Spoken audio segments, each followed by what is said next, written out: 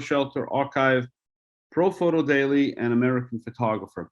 Tonight, if you have a question, just raise your hands. We'll see it and put something in the chat box, and I'll deliver that question to Kathy or to John.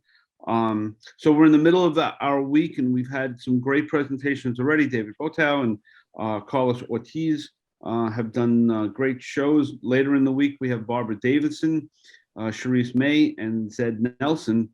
Tonight, we have John Lowenstein and Kathy Shorr, which, we're overwhelmed to have, this whole week, just great presentations and people real eager to help.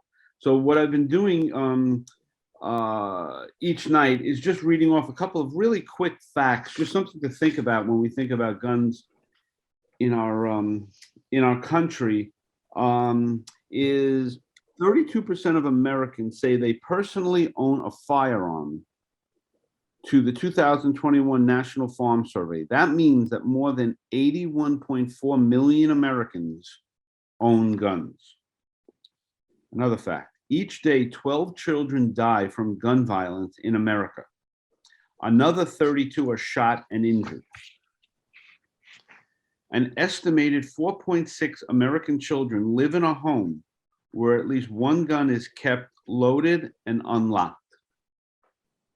Just crazy. So with that, I'm thrilled to introduce Kathy Shorr, who will start us off. So Kathy, it's all you. Okay, let me get the technology going here. Love your hair, Kathy. You're gonna bother me, Frank. Okay. Hello, everyone, and thank you so much, Frank, for having me part of this week-long event. I'm really thrilled to be here. I'm going to start, I've done 2 projects on gun violence, and I'm going to start with the original project where I got involved in this topic. And that's my book and project shot 101 survivors of gun violence in America. And I started this project in 2013. I finished the project in 2015, and the book came out in 2017.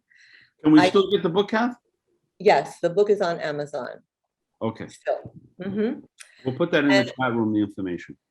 Thank you. And usually people say to me, like, why did you start a project about gun violence, especially in 2013 when you weren't hearing it every day on the news as we are now. And there were a few things that made me interested in this subject. My history is that I was robbed at gunpoint when my daughter was about 15 months old in my apartment in Greenwich Village, and I've had a gun pointed at me and the person that was everything to me. So I know that feeling about having a gun and the helplessness that creates, and just the powerlessness. So that's in my psyche. It's not something I think about all the time, but of course it's there. And I was a teaching fellow in the New York City Public Schools teaching photography and art. And there were students that would always come to school with memorial cards on for people who had passed away in their neighborhoods from gun violence. And I started to think about, what about the survivors? Like, how come nobody ever really talks about them? Why is always the focus on people who have died, and yet that we have so many people who have lived through this and are walking around permanently injured, emotionally injured, maybe just not physically injured, but the psyche is injured. So I started to think, what about if I did a project about people who were shot and survived? And the third thing that was on my mind is for people to be able to talk. At that time, we were so polarized, and it was always people that hated guns or people that loved guns. And there was never gray in this black and white subject. So I thought if I did this project, I had to be really, really diverse and go around the country and photograph all kinds of people from every kind of situation from gun violence imaginable, all races, many ethnicities, ages 8 to 80, high and low profile shootings, just to cover as much of it as I could. And so shot began. And we'll start. Oops. Now nothing's happening. Okay.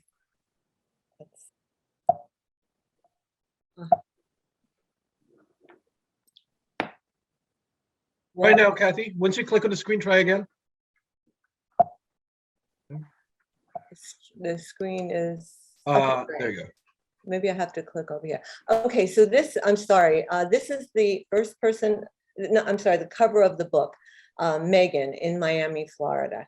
And I'm going to, I have a lot of slides, so I'm going to say the person's name and where they're from, a little bit about them, but I don't mean to rush, but I have to rush. All of these stories are equally as important, and I'm doing it for the sake of time.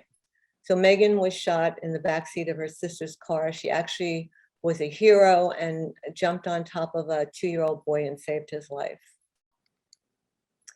Antonius is the first person I photographed. He is from Brooklyn, and he was, in a way, it's a term of a guinea pig, but I asked all the things I had in my mind, what I wanted to do for the project.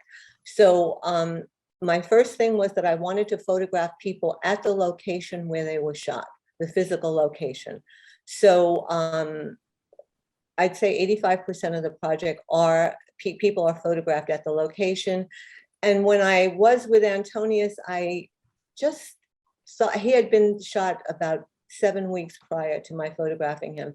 And I asked him if I could photograph his scar. And he just said, sure, and whipped up his shirt. And I thought, yes, I have to, if somebody wants to show me the scar and have it photographed, people need to see that, because the abstraction of gun violence is always somebody shot and killed, somebody survives, but there's never really a face or a condition to the actual shooting. So Antonius was the first person. He's from Brooklyn.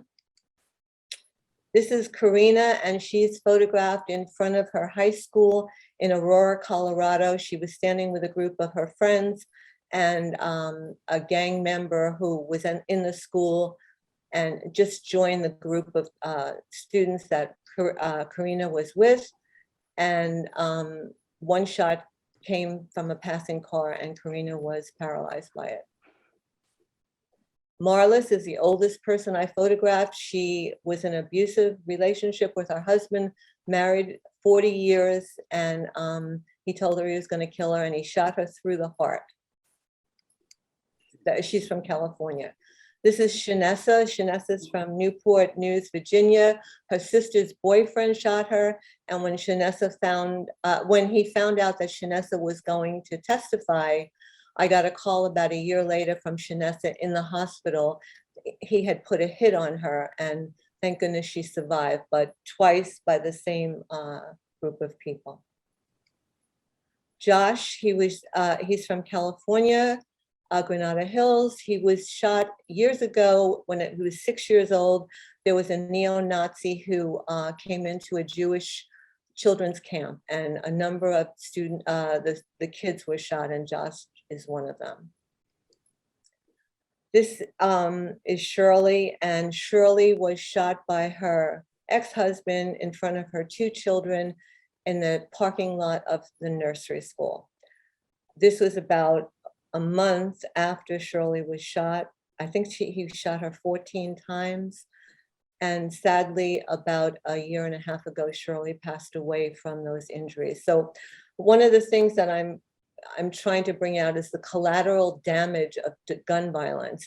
The person might not die on the spot, but a lot of people die afterwards from the injuries they sustain. 3 of the people in my project that I know of have passed away since doing the project from the injuries that they sustained.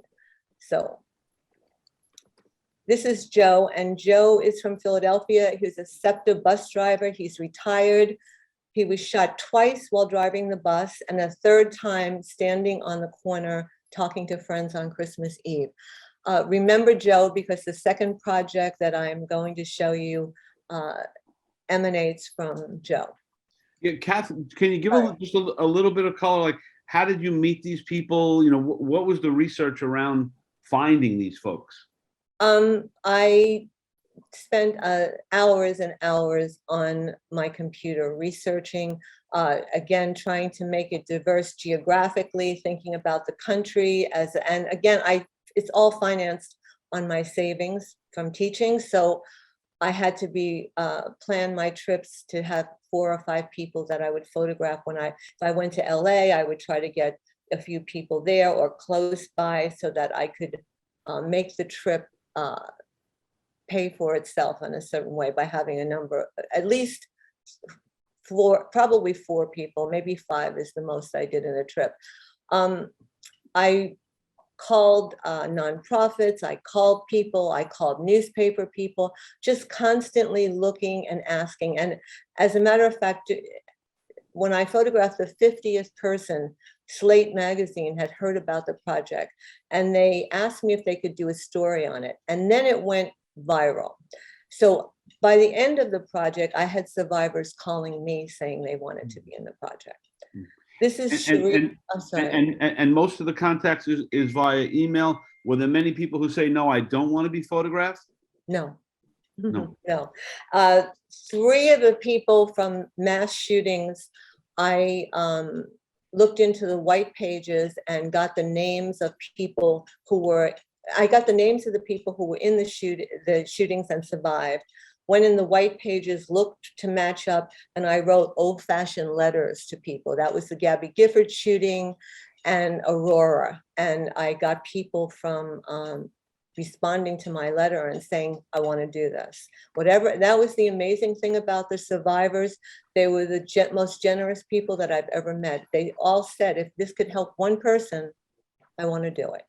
This is Sharika, and this will show you that idea of how important the location was, because Sharika was a deputy sheriff in Texas, shot by her first husband in the head. She's remarried and had triplets. And so she's all of these things, but if you can't relate to any of those things, mother, worker, children, you might be able to relate to the fact that she was shot in the Walmart parking lot. This is the Walmart parking lot.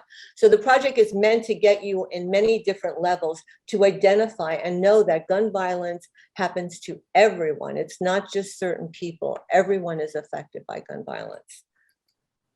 This is Kathleen, I would say an upper middle class woman who was shot in her home by her ex-husband. 20% in Texas, 20% of the project has domestic violence survivors. Allie, and this is, in this project, 3 people were shot by women out of 101. 2 of them were accidents, and this is one of the accidents.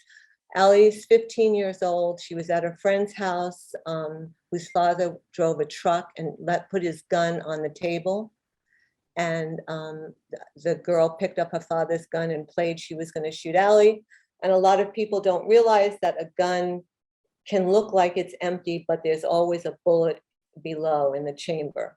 So 2 people were shot in that way. And that's why it's so important to have gun locks, because if you leave your gun on a table and you have teenagers or little kids, there's a good chance it's going to get picked up. Chloe, Kansas City. Allie was Kansas City also, shot standing with her friends in the head on a corner early in the evening. Sarah was in New Orleans, shot when she was 13.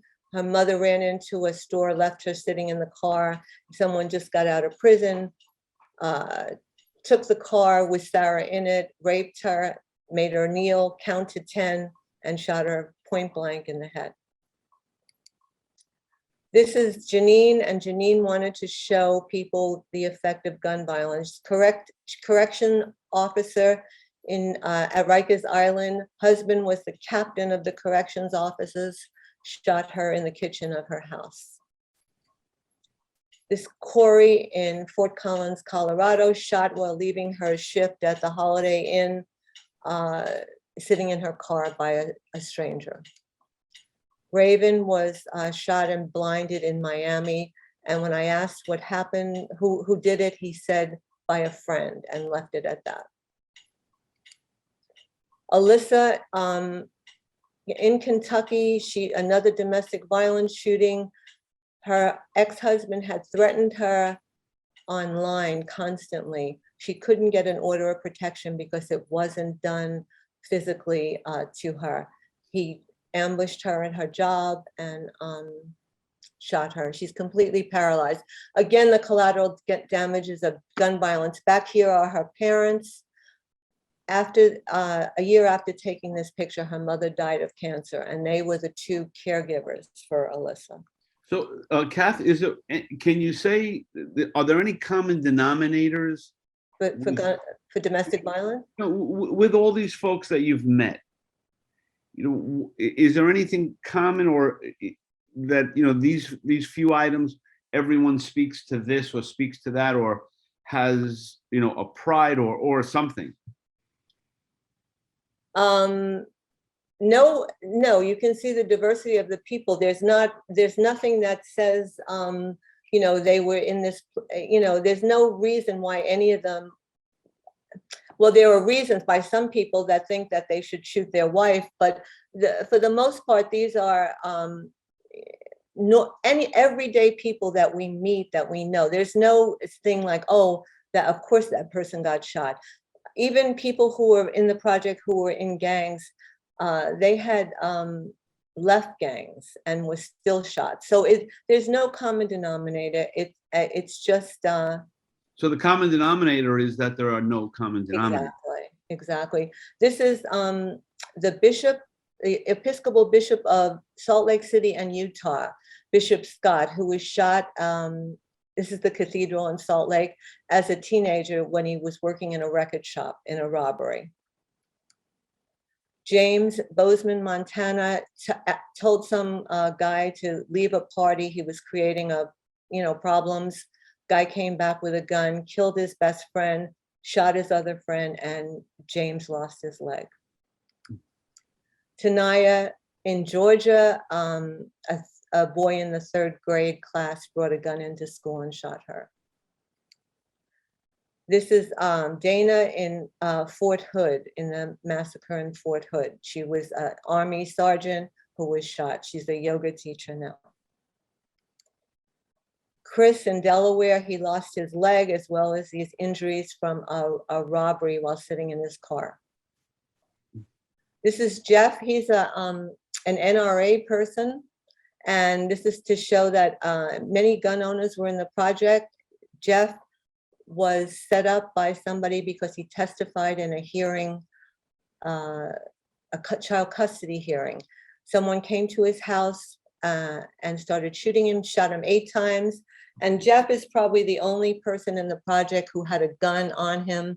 He had a holster on his ankle, and he shot the person. I'm not sure now if he shot him or he scared him with the gun, but this is one person whose gun saved his life. And Kath, how much time did you spend with each of these folks? I mean, like, they know you're coming on Tuesday morning. How much time do you block out? How much do people want to share?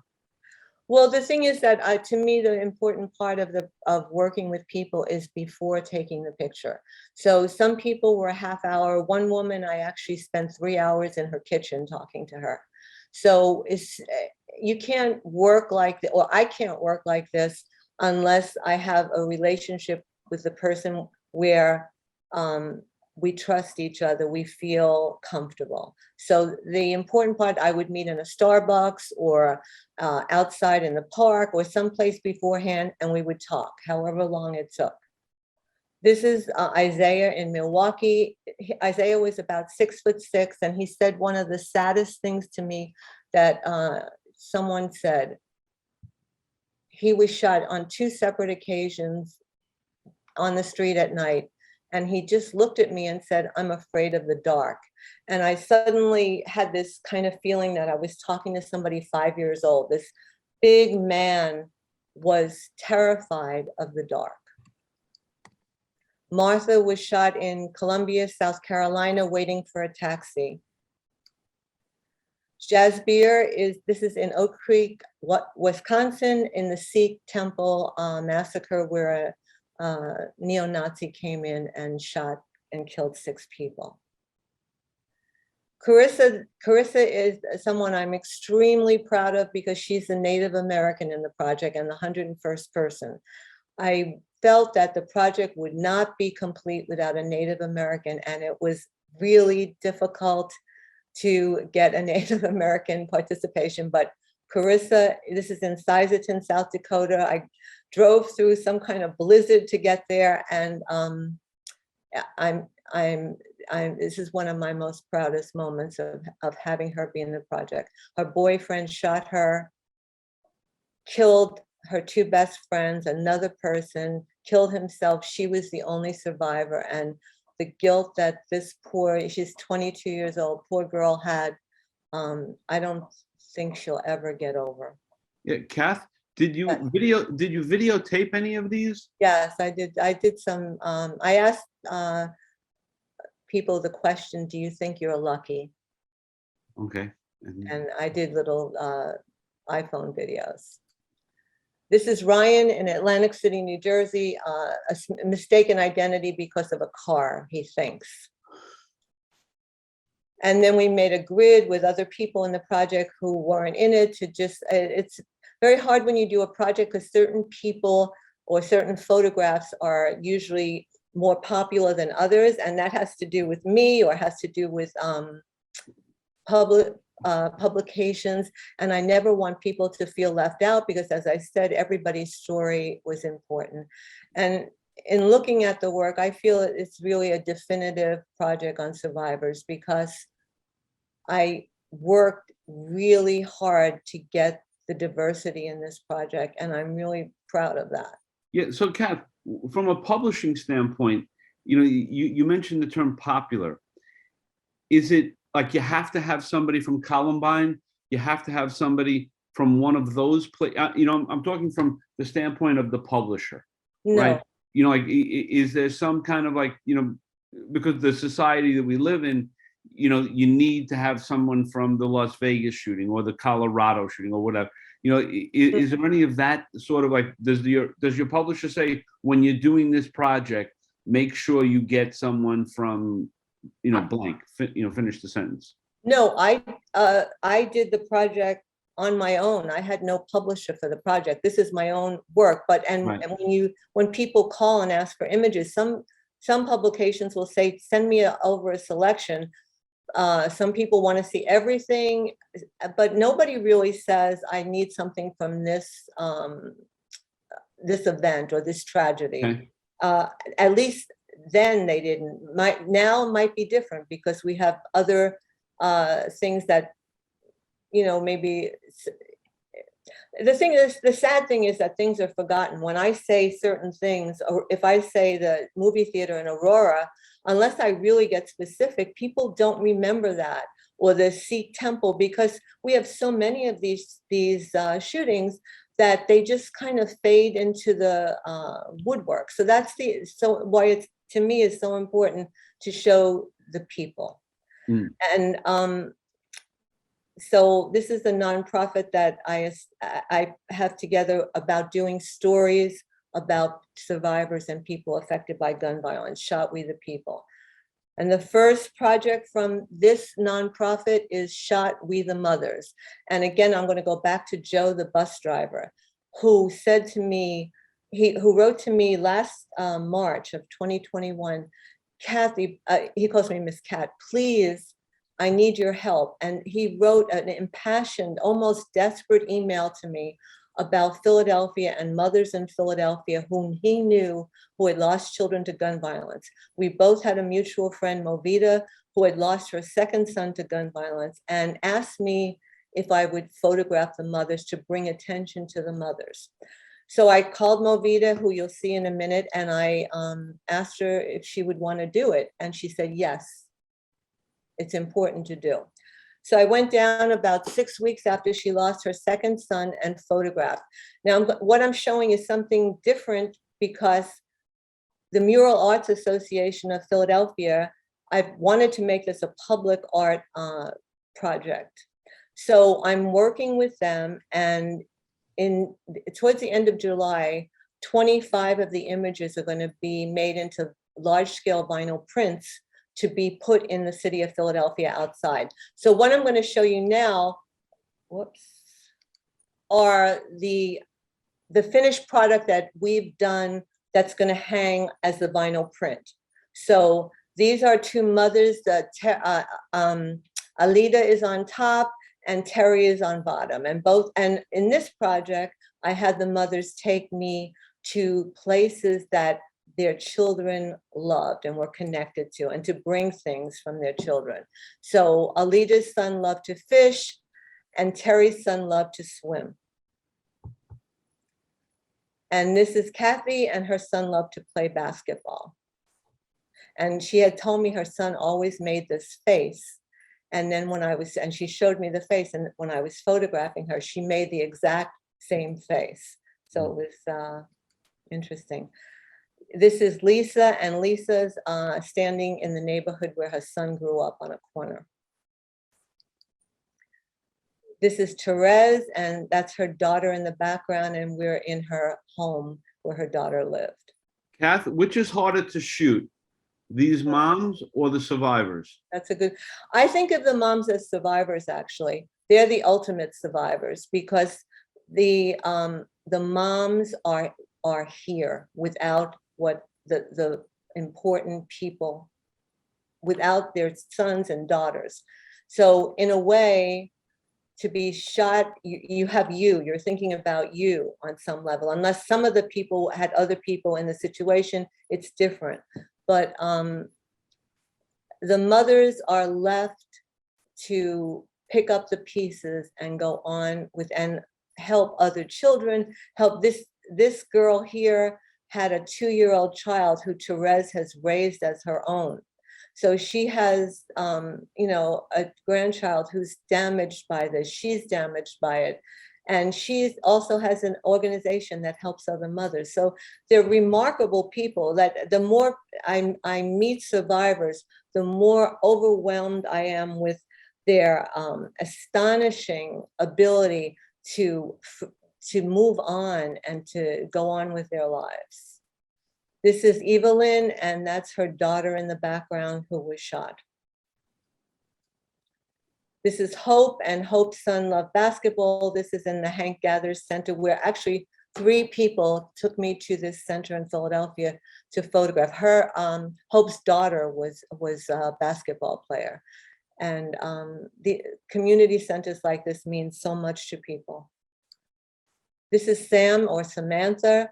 Her 16 or 17-year-old son, Sal, was shot on the street. This is a bar restaurant that she and her husband made in honor of his name, Tanky, his nickname that she runs.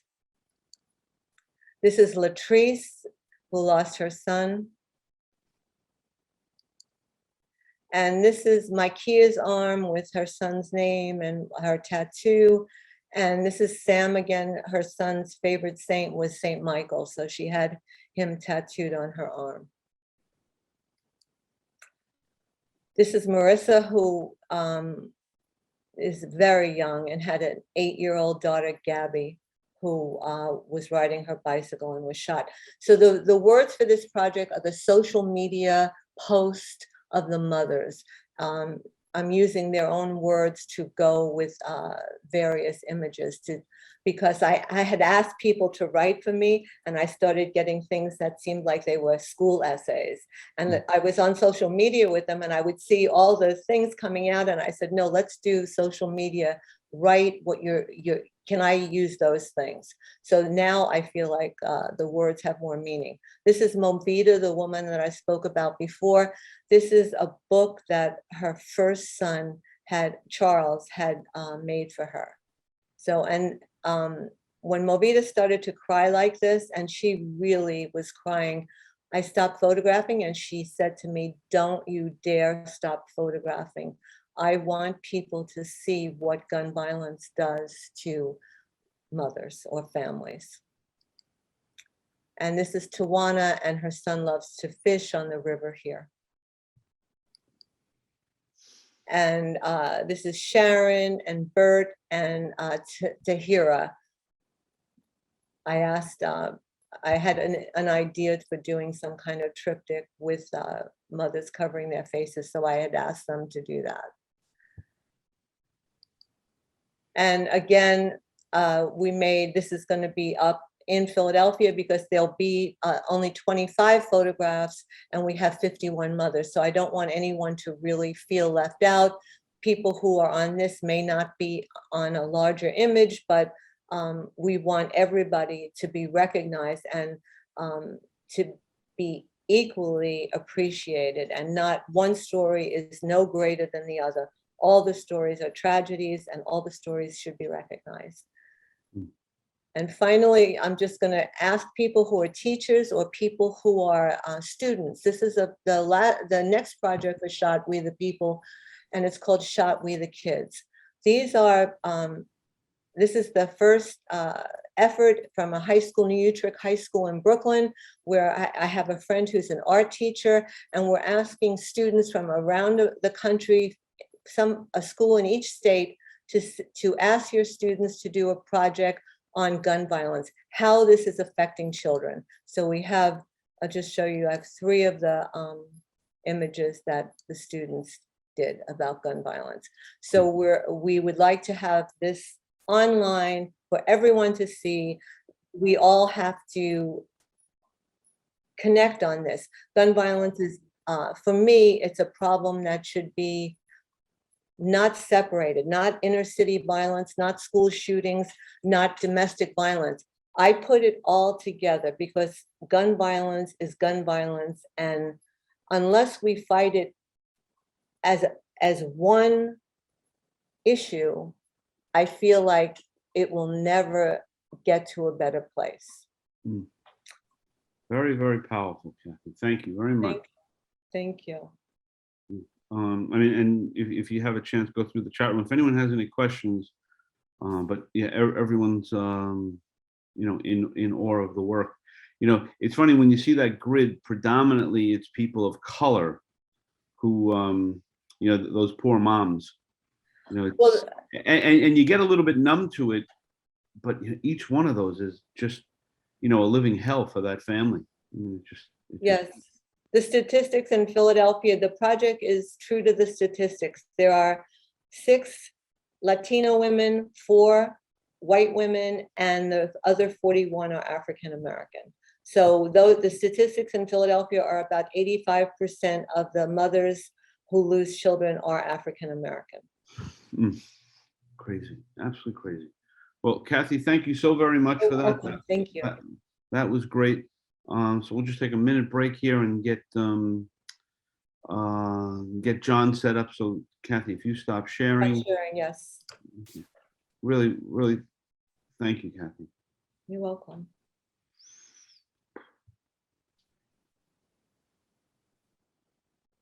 Yeah, and Kathy, if you want, you could put into the chat room, you know, the We the Mothers, you know, any kind of information where people can go to. Okay. Put it in I will there. do that. Thank you. Yes. Yeah, anything we can do to help spread the word. Just. Sorry, Frank. I just want to introduce, in the bottom corner there is one of the Philadelphia moms, Cherie Ryan. Hey. Oh, is that right? Hi, Kathy. Yes. I got on a little late, and I've been listening, but what has hit my heart was the fact about the assault rifles. Now, I don't care about the Second Amendment. You do what you do. But my son was killed with an assault weapon. So 32 years ago, when my son was killed, I said, well, what can I do? Well, I thought that I could sue the gun company. But everybody said, are you crazy? Are you crazy? But I'm so sorry I didn't pursue that. Whether it worked or not, I would have put my foot in the door and they would have known that I was coming. You know, so I that hit my nerve, that assault weapon, because Mhm. 5 men opened fire on my son's car, killing my son and his best friend, was an assault weapon. So of course, I don't care if you have a gun, Mhm. if you have your Second Amendment, that's your right. But it's not your right to kill my son, to have those guns out here. Those guns are not even used for humans. That's right. They're not Absolutely. used for humans. Absolutely. That- Well said. That Miss touched Ryan, me. Terrible, yeah. it's, I you know, Ms. Ryans, I can't tell you how much we all appreciate you coming in, and you know, we can talk in the abstract, but you know, being a parent myself and Yeah. hearing you, It's real. Mhm. I mean, Real. there is really, you know, there's nothing else to say. Ms. Ryan, and I'm sure I speak for everyone here. You have our heart and our soul. We can't imagine your pain, but you are heroic, absolutely heroic for coming in. I mean, that is such a Thank you. Thank that you. is really Jerry. something else. I think you know, we'll see you guys tomorrow. Ms. Ryans, I'll give you the last word tonight. Please finish. Well, I appreciate that. My son, he had a voice, he had a face, he was a person. And I'm going to keep his memory alive as long as I can to let people know he's a person. He wasn't a dog in the street, you know? So anything that I can do, and Kathy knows, I protest, I go to Washington, and I try to wake up those sleeping giants. They're Mhm. asleep. We have to wake them up. And the only way we can wake them up is to go there and wake them up. Like you said, protest, do whatever we have to. They have to hear us. They have to feel us. And unfortunately, I hope and pray to God that none of them ever sit where I sit today. Mhm. I pray that. Thank you. Thank you. Yeah. Shorr. So Thank you. that yeah. So we'll leave it there for tonight, and we thank you, and you know, Kathy can let you know we'll be in the next couple of nights. We'd love to come back. We'd love to have you. Oh, We'd love to nice. have you. And you know, we all embrace you.